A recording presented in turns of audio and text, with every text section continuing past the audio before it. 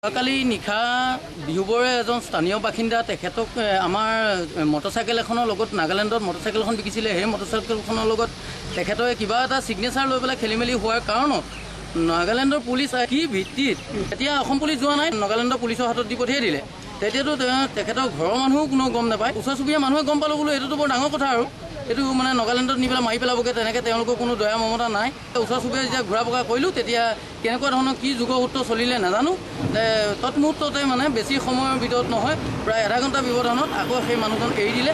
এৰি দিয়াৰ পাছত মানুহজন আহি পেলাই আপোনাৰ ঘৰ পালেহি। চবতকৈ ডাঙৰ কথাটো এইটোৱে হ'ল যে আমাৰ মানে এই সীমান্ত এলেকাৰ জনসাধাৰণৰ নিৰাপত্তা কিমান, এই বস্তুটো পুনৰবাৰ উদঙাই দেখুওৱা, তাক লৈ আমাৰ মানে এই সীমান্ত এলেকাৰ বাকী সকলোৰে মানে শংকা হৈছে।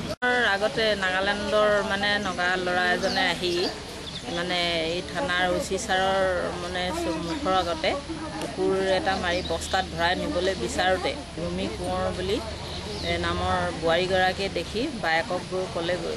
বায়েকে আহি মেলি কৈছে যে হয় কুকুৰটো বস্তাত ভৰাই ৰাখিছে। মহিলা সুৰক্ষা সমিতি সভানেত্ৰী হিচাপে আমাক জনাইছিলে। এতিয়া মই ক'লোঁ যে কুকুৰৰ কাৰণেনো কিনো এইটো কেছ কৰিম, হ'ব ইয়াতে ইয়াৰ আগতো উৎপাত মানে এনেই চাহপাত তাহপাতৰ বাগানলৈ সেইবিলাকতো হৈয়ে আছে। তেনেধৰণে এইবিলাক চলি আছে আৰু এতিয়ালৈকে এইজন ল'ৰাকটো এতিয়া ধৰি নিছে, ল'ৰা নহয় আৰু আদহীয়া।